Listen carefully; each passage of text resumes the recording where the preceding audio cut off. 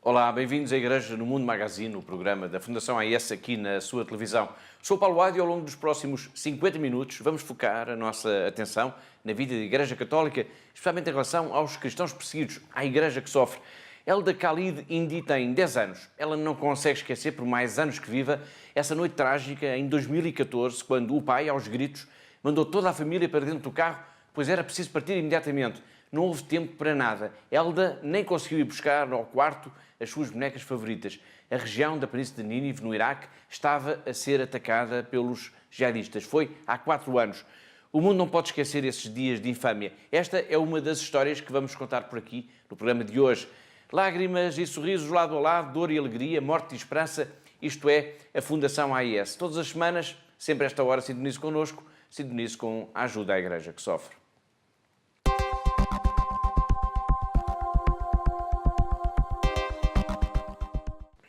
Vamos então ao primeiro tema do programa de hoje, em que contamos, como normalmente, com a participação da Catarina Martins de Betancourt, aqui em estúdio, para comentar alguns dos temas, algumas das principais notícias da semana. Olá, Catarina. Olá, Paulo, e olá a todos os nossos telespectadores. Na viagem à volta do mundo que vamos fazer hoje no nosso programa, a primeira paragem é na Nicarágua. Agrava-se a crise neste país, com manifestações a serem reprimidas violentamente e a Igreja a temer mesmo a escalada da violência. E no fim de semana passado houve, Catarina, mais manifestações. Exatamente, Paulo. De facto, largas centenas de pessoas juntaram-se, manifestaram-se nas ruas de Manágua, portanto, na capital da Nicarágua, em protesto contra o governo, exigindo, portanto, também a demissão do próprio presidente Daniel Ortega. Esses protestos iniciaram-se a 18 de abril e foram ganhando força com pedidos de demissão do governante acusado de abuso de poder e de corrupção. A resposta das autoridades tem sido extremamente dura, calculando-se mesmo que desde então já terão morrido entre 277 a 351 pessoas. E o Governo tem acusado a Igreja de estar ao lado dos manifestantes. Sim, de facto o Governo tem acusado a Igreja, que tem procurado ser mediadora neste processo, de estar do lado dos manifestantes, tendo também o Presidente, o Daniel Ortega, chegado já a afirmar que está em causa ou que está em curso uma tentativa de golpe de Estado no país. Certo é que a Igreja tem sido também um dos alvos da violência do Exército e de grupos paramilitares. Nos últimos dias, um sacerdote, Augusto Gutierrez, que era pároco no bairro de Monimbó, no sul de Massaia, fez mesmo um apelo à comunidade internacional para agir imediatamente. Tal está a ser a situação de emergência que se vive na Nicarágua. Sim, ele de facto denunciou essa emergência, esta situação desesperada que se vive neste país e a situação também desesperada que alguns sacerdotes têm sido alvo de ataque e, portanto, ele pede, como o Paulo referiu, a intervenção da comunidade internacional, pois afirma correr também risco de vida. Ele está escondido depois de ter recebido inúmeras ameaças e então o padre Gutierrez diz que a Nicarágua está numa situação de emergência e explica que, ao abrigo de uma lei antiterrorista aprovada recentemente pelo Governo, qualquer pessoa pode ser em qualquer momento acusada de violência e de instigar esta violência. A situação da Nicarágua é tão grave que até o Conselho das Conferências Episcopais da Europa já veio a público manifestar a sua preocupação. O Presidente deste Conselho, que é o Cardeal Ângelo Bagnasco, enviou mesmo uma carta ao Presidente da Conferência Episcopal da Nicarágua, em que fala, Catarina, numa escalada de violência. Sim, este Cardeal, o Cardeal Bagnasco, afirma que a paz e a vida humana são bens indispensáveis e que estão acima de qualquer interesse. E lembrou também o apelo que o Papa Francisco fez para que se chegue, de facto, a uma trégua que permita um regresso à mesa das negociações, com vista a que se encontre, de facto, uma solução pacífica para este caso.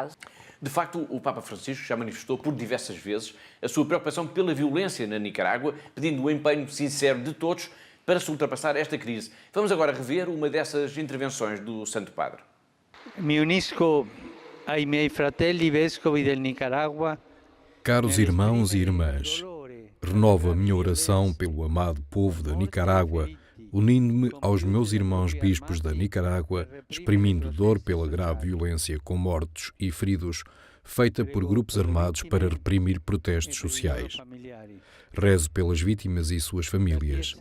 A Igreja é sempre pelo diálogo, mas isto requer empenho efetivo para respeitar a liberdade e, primeiro que tudo, a vida.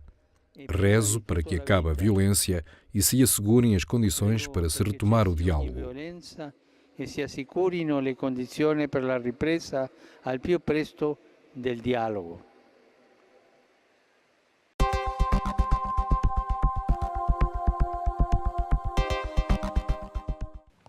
Da Nicarágua vamos agora para a África, ficando a promessa de que lá mais para a frente iremos regressar à América do Sul para continuarmos a acompanhar a situação também muito difícil que se vive na Venezuela.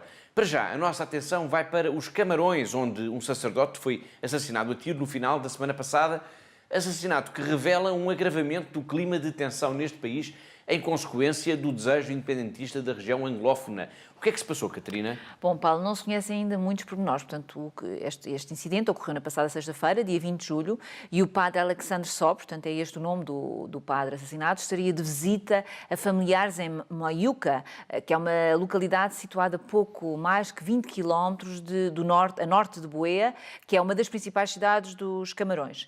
E, portanto, na viatura em que ele seguia, de repente, portanto, que estava acompanhado por dois amigos, ele foi apanhado no meio de uma troca de tiros, não é? E, de facto, duas das balas atingiram o sacerdote, uma delas no coração, portanto, ainda foi levado para o hospital, mas não conseguiu sobreviver. Desconhece-se ainda a autoria dos disparos que causaram a morte deste sacerdote, se militantes separatistas ou forças do governo, sendo que, até ao momento, ninguém assumiu qualquer responsabilidade. Certo é que a situação nos Camarões está a deteriorar-se de dia para dia, especialmente nas zonas onde predomina a língua inglesa, com milhares de pessoas em fuga. O assassinato do padre Alexander veio reacender também o clima de suspeição gerado em torno da Igreja Católica, que tem assumido um papel de mediação nesta crise, defendendo, Catarina, o diálogo com os separatistas. Sim, Paulo, de facto, ainda em maio passado, aqui neste nosso programa, tínhamos falado que a Igreja deste país tinha lançado um apelo ao diálogo, de forma a evitar esta escalada de violência e que poderia levar o país para uma guerra civil, não é? E, portanto, neste apelo que os bispos fizeram, eles pediam ao povo dos Camarões para evitarem a guerra a todo o custo e lembrando que, independentemente da região onde vivam, eles são filhos de uma nação, dos Camarões, não são nem são da zona onde se fala mais inglês ou da zona que falam francês. Portanto, são todos deste país e, portanto, são todos irmãos e irmãs que vivem no mesmo país.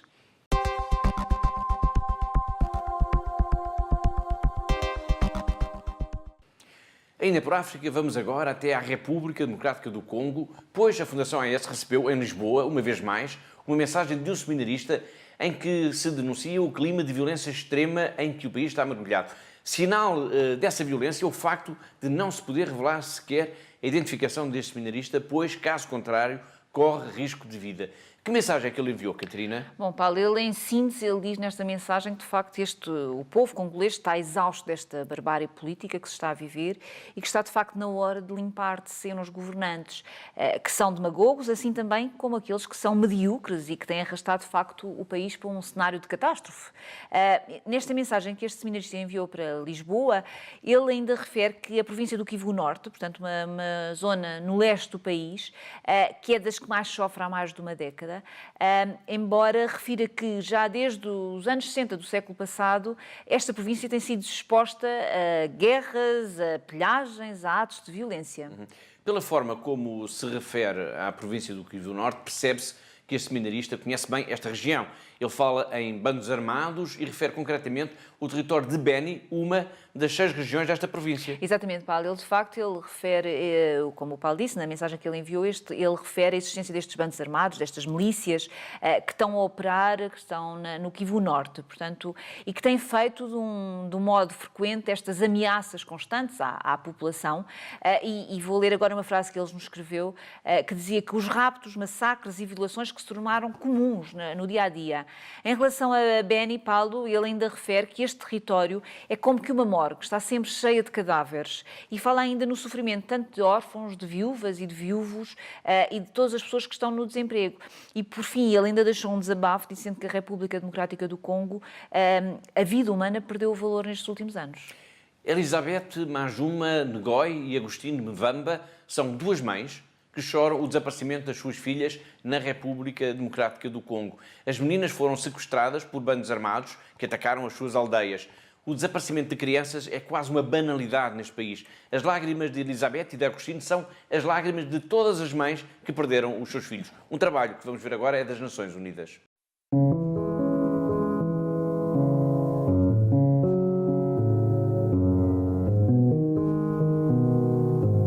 Nabakia tu ni hivi, roho tu nje iko nangaika, nilale usingizi sipati, mwili uko nanamalizika, maisha sina, kwa kusema atanifuatia kule ni nani?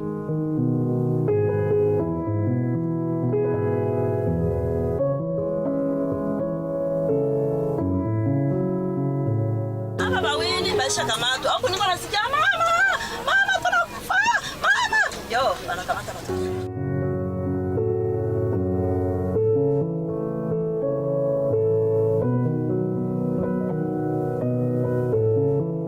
Leo hivi Bambote vita ingari paka leo hii na jana baliua tena batu tena jana kuna kwatu kwa Mlenda Ilunga.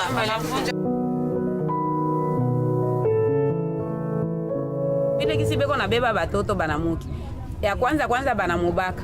Kisha kumubaka batamuchoma mishale na kwanza kumukatakata tuvipande tudogo tudogo. Hakuna matumaini kama sema nitamuonaka tena.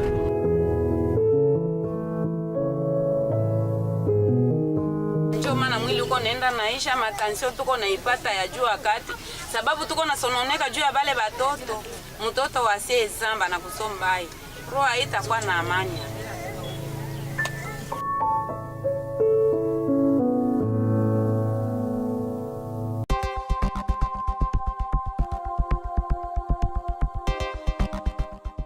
De acordo com as Nações Unidas, mais de 4,5 milhões de congoleses foram forçados a fugir já das suas casas por causa das guerras, da violência, da ausência total de segurança. Mais de 700 mil fugiram mesmo para alguns países vizinhos, um dos quais é a Angola. Um trabalho agora dos nossos colegas da Voz da Alemanha.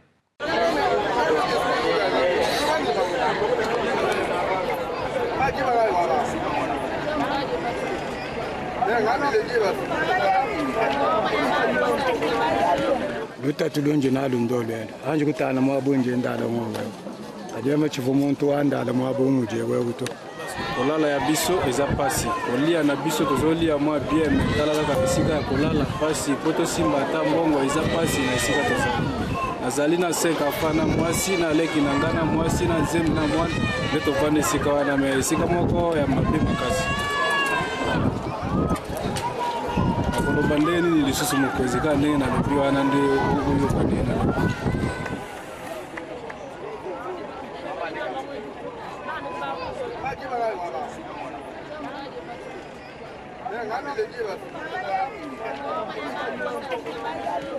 Convier Kabila ujumuteka president walon famu butu ba kasafubu chomba katona ba pete luta to lulu kumwene ka pakabila wangata bingoma utuma munemu kwa bena kwa bobatetela ne ba choko wakubanga kutushiba.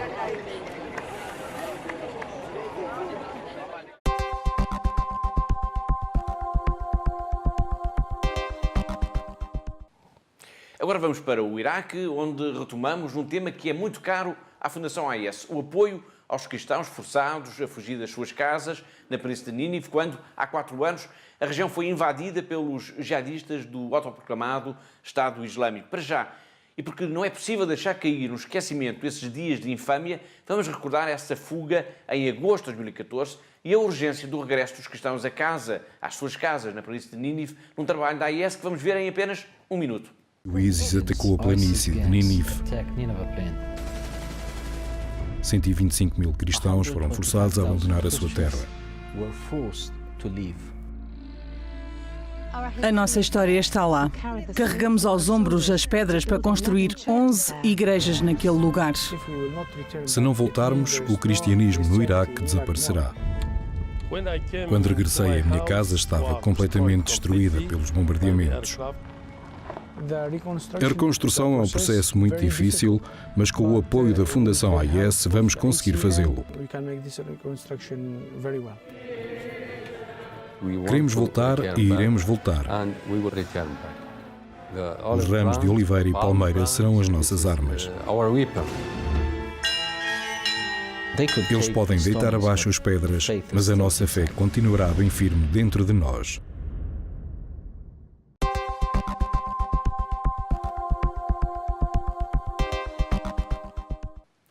Eu dizia há pouco que o regresso dos cristãos às suas casas na Península de Nínive é considerado como uma das causas principais da Fundação AES na atualidade. A ajuda à comunidade cristã iraquiana é o resultado da generosidade dos benfeitores e amigos da AES em Portugal e um pouco por todo o mundo. Para quem nos está a ver lá em casa, vamos tentar agora, Catarina, explicar em casos concretos a dimensão dessa ajuda. Por exemplo, ao nível da alimentação e do alojamento? Bom, Paulo, desde agosto de 2014, quando os cristãos tiveram de fugir das suas casas, a alimentação tornou-se como que essencial, não é? Para a sua própria sobrevivência. Portanto, desde agosto de 2014, a Fundação AIS já distribuiu mais de 140 mil cabazes alimentares e cada cabaz representa a alimentação para uma família durante um mês. Desde então também foram investidos cerca de 2 milhões de euros no apoio ao alojamento, quer no aluguer, quer na aquisição, quer no aluguer de quartos ou de casas, ou até na aquisição de contentores para que as pessoas depois transformem na sua própria casa, não é? E ao nível do vestuário e da educação? Paulo, é difícil nós conseguirmos dizer ao certo os números, mas vou tentar dizer aqui, podemos dizer, por exemplo, que as crianças, que só para crianças, foram distribuídos cerca de 15 mil casacos, por causa do frio e no inverno, que se faz sentir nesta região do Kurdistão, que é muito, muito frio, e portanto que é a zona onde, de facto, os cristãos ficaram depois desta fuga. E como estamos a falar de crianças, também posso dizer que a AIS construiu 8 escolas, que também na zona do Kurdistão, para 7 mil crianças que tiveram que sair das suas casas e para que não ficassem sem a escolaridade, que perdessem os seus anos. Portanto, a AIS arranjou estas 8 escolas, construiu para que estas crianças pudessem manter a sua escolaridade, pudessem manter a sua vida e para que não pudessem também perder estes anos que viveram nestes campos de refugiados. Portanto, e isto com a ajuda da Igreja local, portanto, padres e irmãs, conseguimos que nenhuma criança ficasse fora da escola. E estas crianças sabem que as escolas, os livros, os cadernos, os lápis, tudo o que têm, foi-lhes oferecido através da Igreja, através da Fundação AIS, através de pessoas que vivem em países muito distantes. E um desses países é Portugal. Recentemente esteve entre nós um sacerdote, o padre Tabet, também ele um dos cerca de 120 mil cristãos que tiveram de fugir da planície de Nínive em agosto de 2014. Nós temos uma entrevista com ele, que iremos ver num dos próximos programas, mas para já quero dizer apenas que ele agora, quando regressou ao Iraque de novo, fez questão de gravar com alguns dos meninos da catequese um vídeo de 20 segundos apenas, em que as crianças agradecem toda a ajuda que receberam dos benfeitores portugueses da AIS. Claro. Obrigado, ACN. Aula de catequese na cidade de Caramlés, planície de Nínive.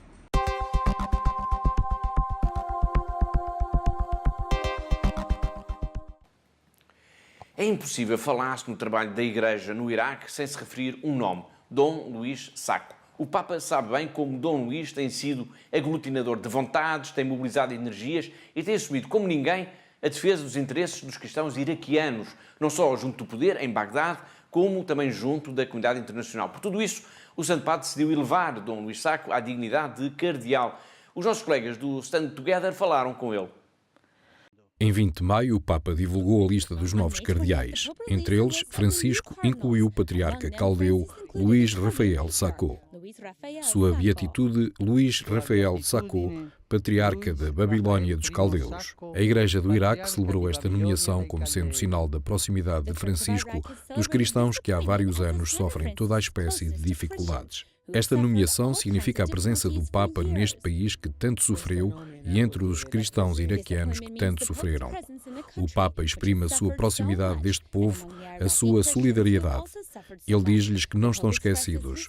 Ele construiu uma ponte. Num Iraque devastado por guerras e pela passagem do autoproclamado Estado Islâmico, as feridas saram-se lentamente. Tão importante quanto reconstruir a infraestrutura destruída é também o restabelecer da coexistência perdida. Notícias como a da nomeação do patriarca Sacco como cardeal têm sido um presente para todo o país e não somente para os cristãos. Os muçulmanos receberam esta notícia como um presente para o Iraque, como um gesto de apoio para o Iraque. Isso significa que o Iraque também está presente na Igreja Católica Universal de uma forma que agora inclui o Iraque. Como imagem do esforço feito para recuperar a coexistência, podemos ver o patriarca a jantar no fim do Ramadão com os seus irmãos muçulmanos. Eles falaram de modo diferente quando a Igreja iraquiana lhes ofereceu um jantar. Tomaram consciência da nossa apreciação por eles, pelo seu jejuar, pela sua religião. Nós respeitamos-los e isto ajuda imenso na coexistência.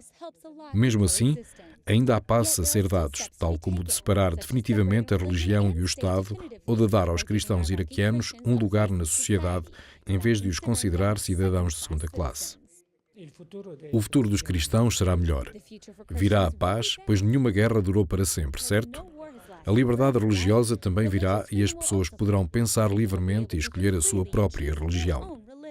O patriarca tornou-se cardeal de uma igreja que ficou reduzida em tamanho, mas não foi derrotada. Apesar de haver só menos de metade dos cristãos que existiam há uma década, os que permanecem no Iraque não estão dispostos a abandonar a terra que lhes pertenceu desde o tempo de Abraão.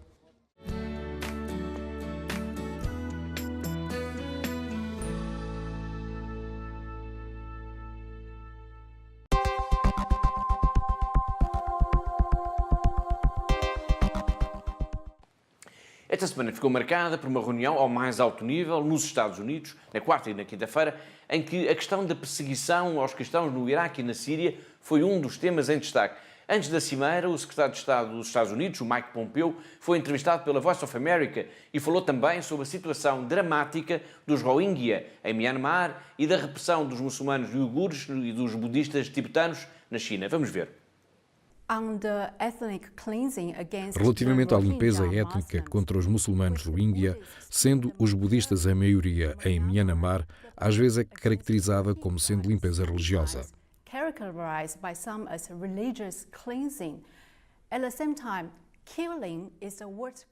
Simultaneamente, matar é o pior crime para o budismo e outras religiões. Considera a crise do Rohingya uma crise religiosa?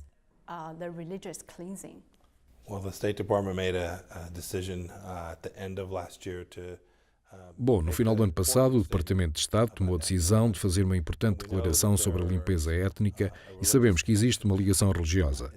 É muito importante ter cuidado com a linguagem utilizada, por isso continuaremos a revê-la, mas como sabe, a liberdade religiosa é central para o Departamento de Estado. Fazemos dela uma prioridade em todo o trabalho que exercemos e a região da Ásia não é exceção de forma alguma.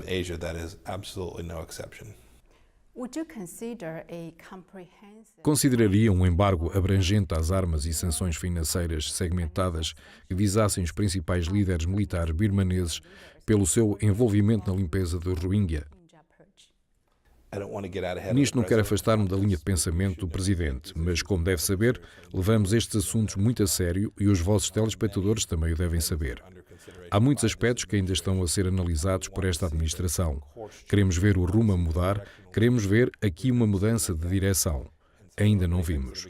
Assim, há muitos aspectos a serem considerados pelo governo dos Estados Unidos para garantir que todos entendam que este comportamento não é aceitável.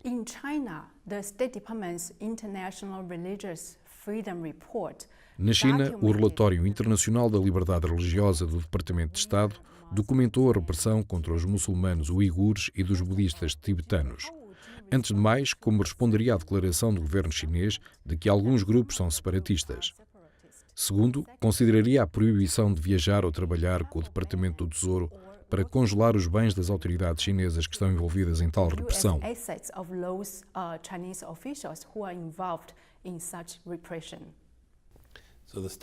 O Departamento de Estado esclareceu que, relativamente a este assunto, pensamos que estão errados no que respeita à liberdade religiosa e que é um país preocupante nesta matéria. Consideramos que a liberdade religiosa corre riscos em muitos lugares do mundo e, contudo, os Estados Unidos têm relações amplas e complexas com muitos países, incluindo a China, envolvendo questões económicas, militares e políticas. Os vossos telespectadores têm de saber que, para os Estados Unidos, a liberdade religiosa também é um direito humano fundamental, bem no centro do debate com todos os países com os quais interagimos.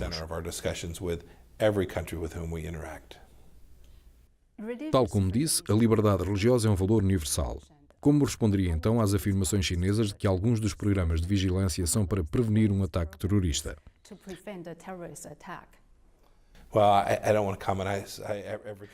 Bem, não quero comentar.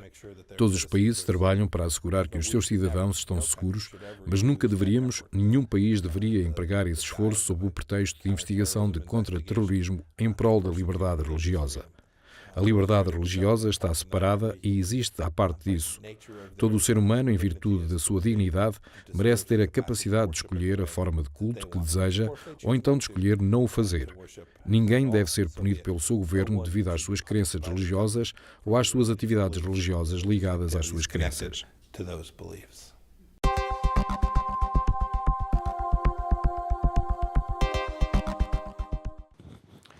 A questão da liberdade religiosa na China foi tema em destaque nesta entrevista de Mike Pompeo à Voice of America. Pequim e o Vaticano estão em negociações para a normalização das relações entre os dois Estados. Quando se fala na Igreja Católica na China, o território de Macau ganha um relevo, pois é um espaço único de convivência pacífica e que é o resultado também de séculos da presença portuguesa. Recentemente, o Bispo de Macau esteve no Vaticano em visita ad limina. O nosso correspondente, o jornalista José Miguel Encarnação, dá-nos agora os pormenores dessa visita. O Bispo de Macau, Dom Stephen Lee, esteve no Vaticano entre os dias 18 e 24 de junho. A visita ad limina apostolorum, que incluiu a já tradicional peregrinação ao túmulo dos apóstolos São Pedro e São Paulo, foi realizada conjuntamente com o Bispo de Hong Kong, Dom Michael Leong. Ambos os bispos foram recebidos pelo Papa Francisco. Segundo Dom Stephen Lee, revelou ao semanário católico de Macau, o Clarim, durante o encontro com o Santo Padre, que durou cerca de hora e meia, Francisco manifestou grande interesse pela Diocese de Macau, especialmente no que respeita à juventude, ao seminário e aos pobres de Macau. A relação da Santa Sé com a Igreja Católica na China também foi tema de conversa, tendo o Bispo de Hong Kong afirmado, em declarações à Asian News, que o Vaticano não quer irritar ninguém, não quer dar nenhum passo errado, mas ao mesmo tempo deve fazer algo pelo bem da Igreja e da sociedade chinesa. Para outro lado, a questão religiosa é um pouco como os assuntos comerciais, dando como exemplo a relação nem sempre amigável entre os Estados Unidos e a China. Embora continuem a concordar em algumas coisas e a discordar noutras, é certo que continuam a dialogar, disse. Antes do encontro com o Papa, os bispos de Macau e de Hong Kong reuniram com responsáveis de vários dicastérios e conselhos pontifícios do Vaticano, em que foram abordados diversos temas relacionados com aspectos da evangelização, tais como a catequese, o batismo, as famílias leigas, o mundo dos negócios, o diálogo interreligioso, a iniciativa 24 Horas para o Senhor e o Dia Mundial dos Pobres. Desde que foi nomeado Bispo de Macau, Dom Stephen Lee tem procurado reforçar a presença da Diocese de Macau, tanto junto da Diocese de Hong Kong, cidade aliás de onde é natural, como do continente chinês, onde já esteve a convite de Pequim. A postura mais serena e conciliadora, digamos, da Diocese de Macau, face às políticas do Governo Central, em comparação com a Diocese de Hong Kong, tem levado alguns analistas a afirmarem que Macau poderá vir a ter um papel mais decisivo, se é que já não o estará a ter, para a assinatura de um acordo entre o Vaticano e a República Popular da China, que em última instância poderá levar ao reatamento das relações diplomáticas entre ambas as partes.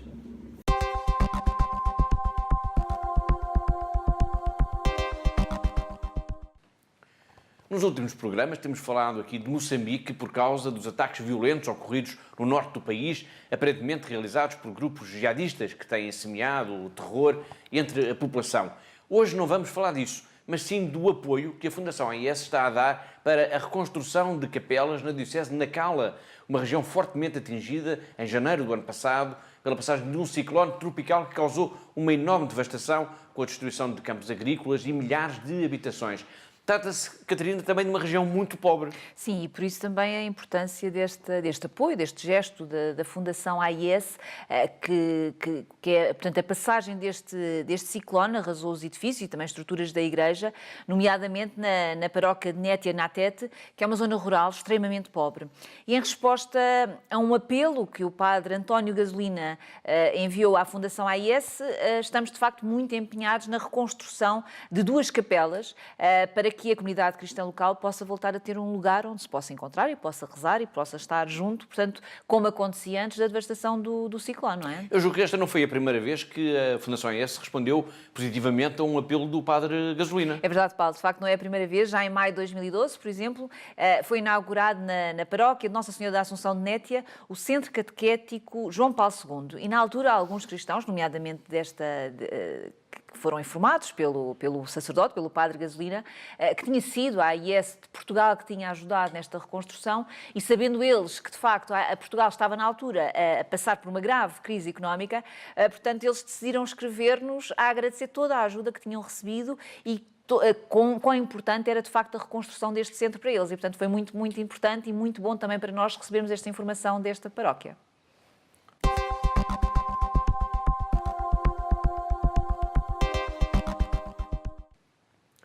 Agora vamos até à Síria, outro país que está no centro da atenção da Fundação AIS. Ainda na semana passada falámos aqui em mais de 40 novos projetos de ajuda de emergência para este país, destacando-se o facto de haver uma preocupação especial, Catarina, com as crianças e com os jovens. Precisamente, Paulo. De facto, nestes novos projetos, muitos destes novos projetos aplicam-se na atribuição, ou destinam-se à atribuição de bolsas de estudo, especialmente para aquelas famílias que deixaram de ter possibilidade de ter os seus filhos a estudar, tanto no ensino básico como universitário. Estamos a falar sensivelmente em quantos alunos? Bom, Paulo, nos próximos meses, portanto, cerca de 1.200 alunos do ensino básico e secundário e cerca de 440 estudantes universitários de OMS, assim como 105 estudantes universitários de Damasco, irão beneficiar deste projeto de apoio internacional da AIS. Além desta ajuda direta, Paulo, a AIS comprometeu-se ainda também a apoiar a escolarização de crianças de cerca de 300 famílias carenciadas da região de Damasco e também irá apoiar algumas crianças doentes e órfãs. Esta é uma área de atuação muito importante para a Fundação AIS. Uma das campanhas que está a ser promovida na cidade de Alepo, denominada Deixe-me Viver a Minha Infância, procura auxiliar diretamente crianças e jovens traumatizados pela guerra. Sim, e um dos dinamizadores, um dos responsáveis locais por esta iniciativa é o Padre Antoine Taan, que é o pároco da Igreja Católica Arménia da Santa Cruz, e conseguiu, com o apoio da AIS, de facto, que as crianças voltassem a ter brinquedos, roupas e livros que fazem parte da sua infância e que, por terem vivido nestes últimos anos de guerra, tornaram-se bens escassos, não é? Portanto, e ele diz que é de facto preciso devolver esta infância a estas crianças que nos últimos anos, os últimos 8 anos, viveram num ambiente de guerra, num ambiente de violência.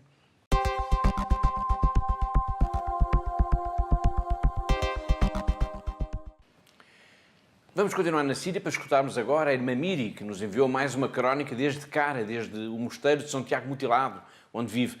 Esta jovem religiosa portuguesa vai hoje falar ainda dos jovens franceses do SOS Chrétien de Lorient, que têm estado empenhados na limpeza e na recuperação do castelo medieval Crac de Les Chevaliers, que nos tempos das Cruzadas, além de ter sido uma peça-chave na defesa da região, também serviu como hospital. Recuperar o castelo é essencial, vai nos dizer agora a irmã Miri, para que a região volte a ter visitantes, que são o centro da economia local, onde vivem ainda muitos cristãos.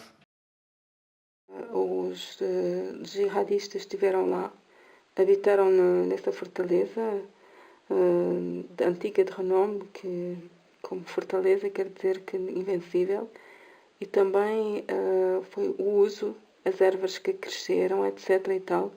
E então esses jovens estão lá, uma presença contínua, até que consigam limpar o monumento e que ele esteja em estado de ser visitado pelas excursões que vão vir. Eu já agora lanço um convite aos ouvintes, aqueles que desejarem de organizar excursões à Síria. Já o ano passado houve gente de vários países que se aventurou a vir, e este ano as coisas são muito mais em segurança. É uma maneira de apoiar este povo que sofreu e ao mesmo tempo visitar uma terra santa, pois ela ainda o é. A primeira presença cristã está ainda inscrita nestas terras.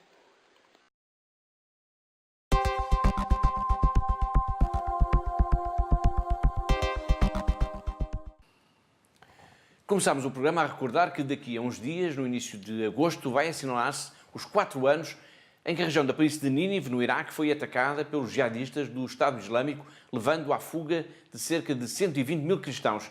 Este vai ser o tema da história da semana que a Pilar Rocha nos vai contar daqui a 1 minuto. É que agora vamos ver, num minuto, um trabalho da AIS do Brasil sobre o dia 5 de agosto, que passou a ser, no Brasil e também em muitos outros lugares, o dia de oração pelos cristãos perseguidos. Os filhos deles são sequestrados por serem cristãos. Eles sofrem torturas por serem cristãos. Eles são obrigados a abandonar suas casas por serem cristãos. Você é chamado a rezar por eles por ser cristão. No dia 5 de agosto, a ACN promove o Dia Internacional de Oração pelos Cristãos Perseguidos. Seja na sua paróquia ou em sua casa, acredite, Sua oração pode mudar o destino daqueles que sofrem por terem a mesma fé que você. A perseguição aos cristãos não acontece aqui, mas acontece agora. E a mudança está em suas mãos.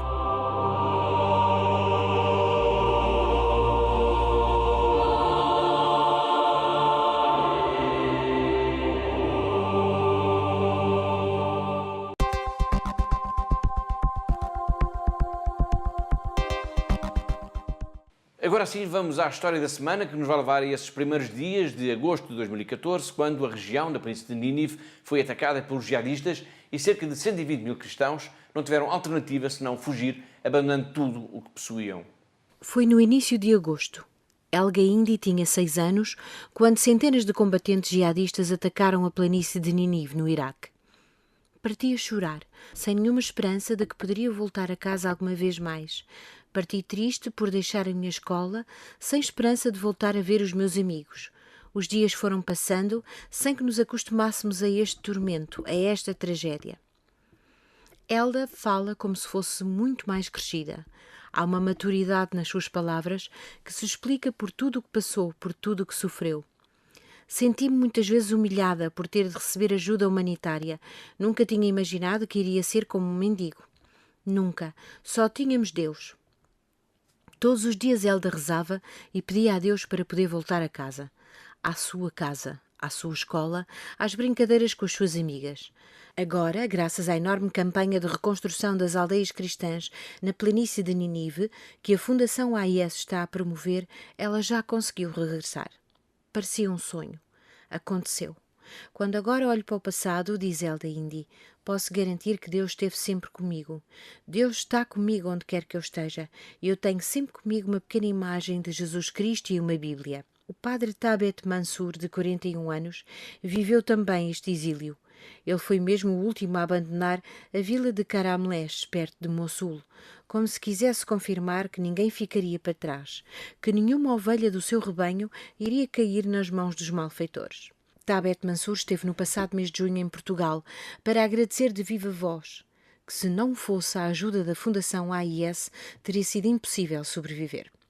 Em agosto de 2014, cerca de 120 mil cristãos foram forçados a fugir perante a ameaça jihadista.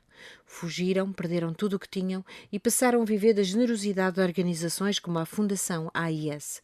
Mas não perderam a fé. Durante estes anos de exílio, os cristãos iraquianos deram ao mundo um exemplo de fidelidade absolutamente notável. Nunca desistiram. Entretanto, os jihadistas foram expulsos das terras bíblicas e, aos poucos, a vida regressou ao normal. Em dezembro de 2017, a Igreja de São Paulo, em Mossul, voltou a ficar apinhada de fiéis. Numa celebração emotiva, onde não faltaram lágrimas, voltou a escutar-se a oração do Pai Nosso como manifestação do triunfo do bem sobre o mal. A missa foi presidida por Dom Luís Sacco, que o Papa agora nomeou cardeal, atestando assim o seu carinho pelo sofrido povo iraquiano. As paredes da igreja mostram ainda os dias de violência, o ódio que esteve à solta nas ruas, o desejo de se eliminar a presença cristã daquela região. No entanto, apesar das paredes queimadas, das imagens destruídas, dos buracos de balas, quando se escutou de novo o Pai Nosso naquela igreja, percebeu-se que o amor é sempre mais forte do que o ódio e o perdão. É mesmo o ADN dos cristãos. Kamala, a sua filha Bushra e os netos Mariam e Adel também fugiram, também choraram e também já conseguiram regressar a casa. Com a voz emocionada, Kamala mostra que está disposta a perdoar tudo e até a esquecer o que sofreu nestes últimos anos. Quando Jesus estava na cruz, perdoou os que o puseram lá. Se Cristo pode dizer aquilo na cruz, por que é que eu não posso dizer o mesmo dos jihadistas, mesmo depois de tudo o que eles nos fizeram? Kamala já regressou a casa. Aos poucos, a vida retoma alguma normalidade na planície de Nínive. O apoio da Fundação AIS continua a ser fundamental. Apesar do regresso, apesar das casas reconstruídas, falta ainda muito. Os cristãos iraquianos sofreram uma provação tremenda durante todo este tempo, mas nunca foram abandonados. Obrigado, AIS, pelo vosso apoio, diz-nos Kamala. Não há palavras que cheguem para expressar a nossa gratidão por tudo aquilo que já fizeram por nós.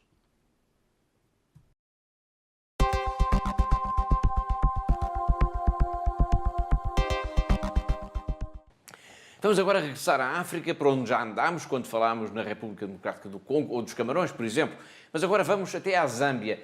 A Zâmbia é também um país apoiado diretamente pela Fundação AIS, pela ajuda à Igreja que sofre, nomeadamente, Catarina, com a entrega à Igreja local de automóveis, de motas e de bicicletas que ajudam na deslocação dos padres. Exatamente, Paulo. Na Zâmbia, como aliás na maior parte do continente africano, portanto, as distâncias são enormes e, portanto, são fundamentais esta ajuda que se transforma em carros, motas ou bicicletas. E, portanto, e sem esta ajuda, o trabalho pastoral seria praticamente impossível. E, por isso, esta é uma ajuda que a AIS tem feito para este país e, em 2017, a AIS apoiou com 7 projetos para veículos de passageiros, 3 para motocicletas e 1 para bicicletas. E sem esta ajuda, sem este apoio da Fundação AIS, em muitas regiões da Zâmbia não haveria, de facto, a presença de padres ou de irmãos que pudessem estar junto da comunidade. Obrigado, Catarina. Vamos agora fazer, então, uma viagem pelas estradas difíceis da Zâmbia, onde também aí se vê a solidariedade dos benfeitores da Fundação AIS.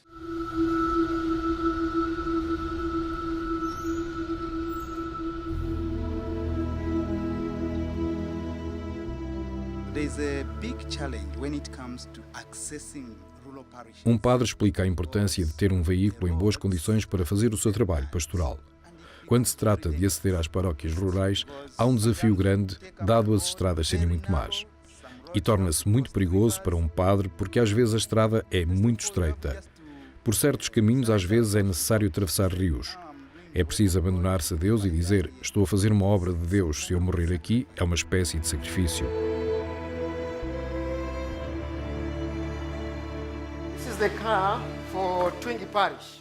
Este carro serve 20 paróquias. Esteve envolvido num acidente rodoviário e saiu da estrada.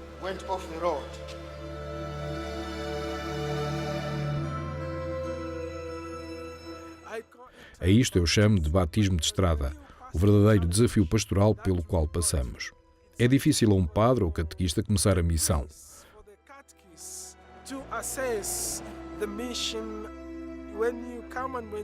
Quando chegamos, quando vamos para o terreno, percebemos do que se fala e daquilo que se passa.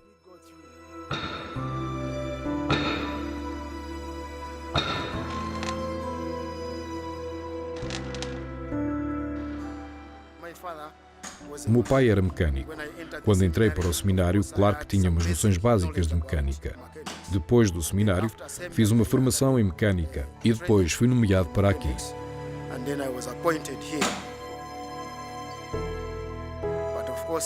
Mas claro que isso não me afastou das minhas responsabilidades de padre. De manhã rezo com os cristãos e depois venho para aqui.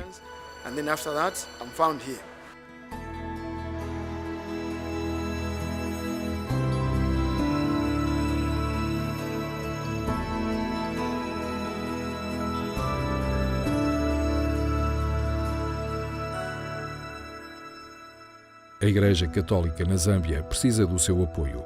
Por favor, ajude-nos a ajudá-los.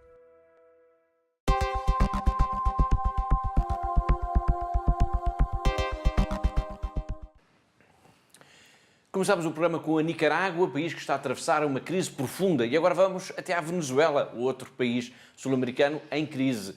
Nas últimas semanas temos vindo aqui a apresentar aos nossos telespectadores a campanha Uma Panela Cheia, que visa auxiliar os venezuelanos que passam, Catarina, por muitas dificuldades. Por muitas dificuldades, porque a situação, de facto, neste momento, o país chegou a um ponto de ruptura em que não há comida nos supermercados, não há medicamentos nas farmácias e, portanto, de facto, a AIS tem recebido muitos apelos vindos da Igreja local, da Venezuela, e, portanto, decidimos também, a nível internacional, ajudar e lançar esta grande campanha de solidariedade, que é Uma Panela Cheia. E quem nos está a ver lá em casa, como é que pode ajudar a Fundação AIS para poder ajudar, dar uma resposta ativa nesta campanha?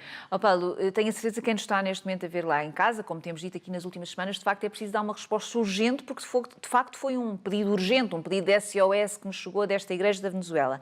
E por isso, o que eu peço a quem nos está a ver é que de facto entrem em contato connosco, nos podem ligar para os nossos telefones, para o 21 754 4000, ou poderão ir também à nossa página de internet, a fundação-ais.pt, onde terão todas as informações e portanto, ao ligar-nos também podem-nos pedir mais informações, teremos todo o gosto de dar. O que é de facto essencial é de facto ajudar este povo que está a passar por dificuldades imensas e que de facto, neste momento, só com a ajuda da comunidade internacional poderá sobreviver. Obrigado, Catarina. Ao longo das últimas semanas temos vindo a escutar por aqui testemunhos de prelados venezuelanos que nos explicam de viva voz a situação difícil em que se encontra este país. Hoje vamos ao encontro do Bispo de San Cristóbal.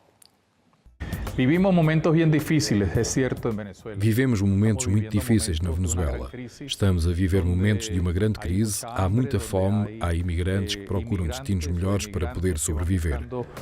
Melhores destinos para poder sobreviver. Temos muitas dificuldades políticas, sociais e morais, mas gostaria de vos dizer uma coisa muito importante.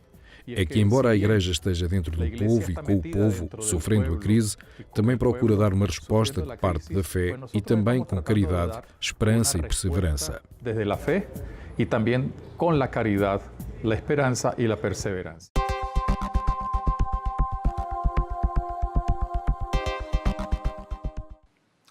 Da Venezuela regressamos ao Vaticano, estamos na reta final do nosso programa e é tempo hoje para ficarmos a conhecer as últimas mensagens que o Santo Padre nos enviou através da internet. São os tweets do Papa Francisco.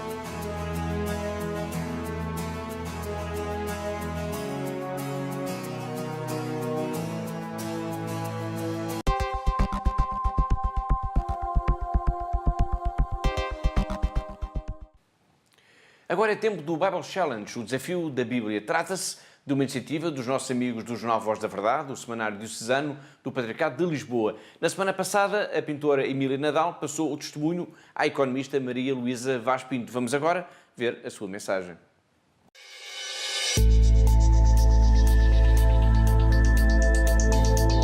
Começo por agradecer à minha amiga de longa data, a Emília Nadal, que indicou o meu nome para continuar a meditação sobre a palavra.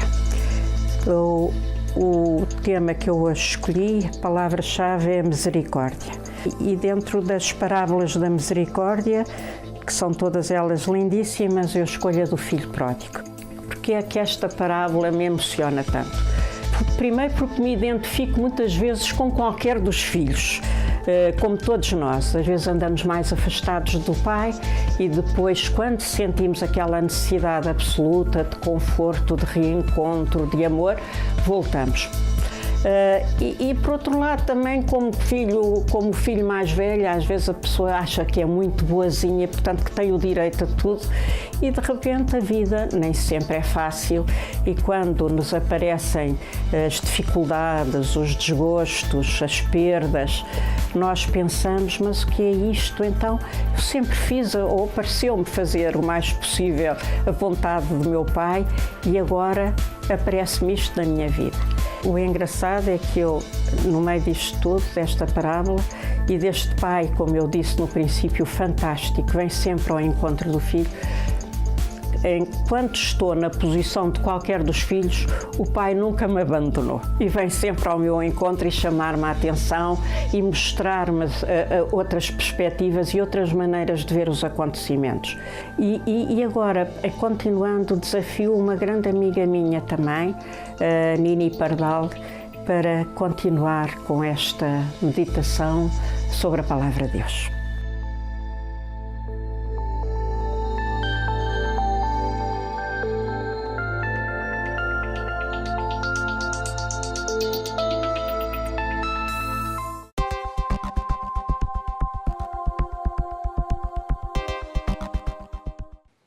Foi Maria Luísa Vaz Pinto a lançar o desafio para a sua amiga Cecília Vaz Pardal. Estamos mesmo no final do nosso programa, mas vamos ainda lembrar aos nossos telespectadores que a Fundação AIS organiza todos os anos uma peregrinação nacional e que estão todos convidados. É verdade, Paulo, de facto estão todos convidados para participarem nesta peregrinação.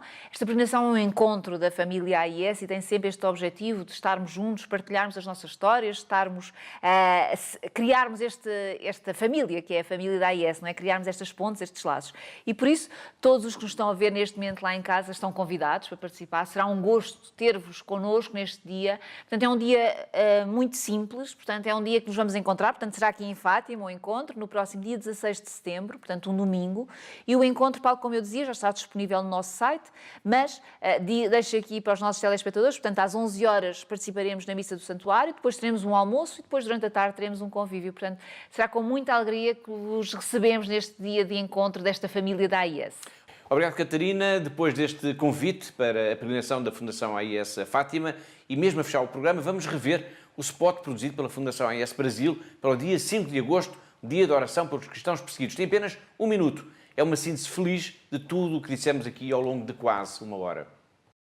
Os filhos deles são sequestrados por serem cristãos. Eles sofrem torturas por serem cristãos. Eles são obrigados a abandonar suas casas por serem cristãos. Você é chamado a rezar por eles por ser cristão.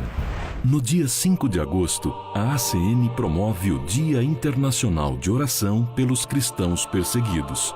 Seja na sua paróquia ou em sua casa, acredite, sua oração pode mudar o destino daqueles que sofrem por terem a mesma fé que você. A perseguição aos cristãos não acontece aqui, mas acontece agora.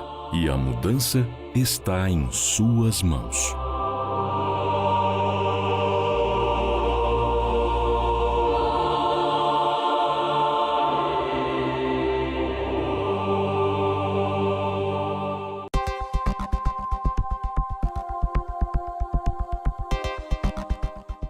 Dificilmente se fica indiferente a esta mensagem. Aponte na sua agenda, mobilize a sua família, a sua paróquia, os seus amigos, os seus vizinhos. Dia 5 de agosto, domingo, é o Dia Internacional da Oração pelos Cristãos Perseguidos. E assim, convocando os nossos telespectadores para rezarem, para não se esquecerem e para agirem em favor dos cristãos perseguidos, chegamos ao fim de mais um Igreja no Mundo Magazine, o programa da Fundação AIS, aqui na sua televisão. Despeço-me com amizade, em nome de toda a equipa que pensou, que produziu e que levou até si este programa. Até à próxima semana, até ao próximo Igreja no Mundo Magazine, se Deus quiser.